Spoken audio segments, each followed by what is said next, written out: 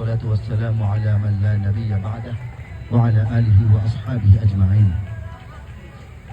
আজকের এই আয়োজন দিনব্যাপী চমৎকার, খুবই মাধুর্যপূর্ণ, সৌন্দর্যমণ্ডিত একটি মেঘলা আকাশ, মেঘলা বাতাস, মেঘলা পরিবেশে আমরা এসেছি।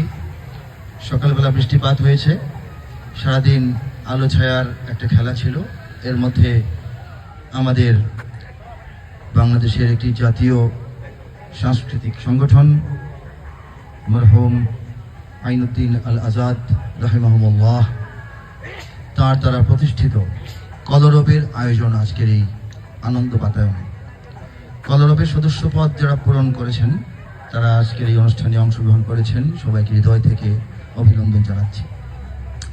এ ধরনের একটি প্রোগ্রামের মাধ্যমে আমাদের যারা একান্ত তরুণ সংস্কৃতিসেবী, সংস্কৃতি কর্মী, তাদের মানসিক, শারীরিক এবং এটাকে বলে কালচারাল, সাংস্কৃতিক একটি আত্মোন্নয়নের জন্যে খুবই সার্থক প্রোগ্রাম।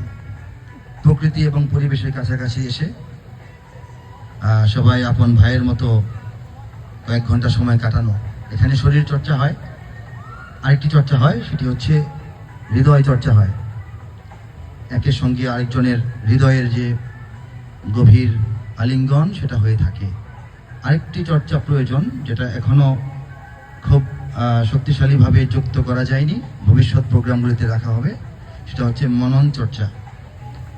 মেধা এবং মননের আরও বিকাশের জন্য কিছু কিছু পর্ব, কিছু কিছু প্রোগ্রাম যুক্ত করে রাখা হবে ইনশাল্লাহ। আর কলরবের এখন যারা চালিকা শক্তি, যারা চালাচ্ছেন, দায়িত্ব কাঁধে নিয়ে চালাচ্ছেন, তাদের উত্তরোত্তর সমৃদ্ধি, তাদের উত্তরোত্তর আরও বেশি জ্ঞান বৃদ্ধি, আরও প্রজ্ঞা বৃদ্ধি হতে থাকুক, সেই কামনা করছি। কলরবের একদম আতুর ঘর যখন এটার জন্ম, তখন থেকে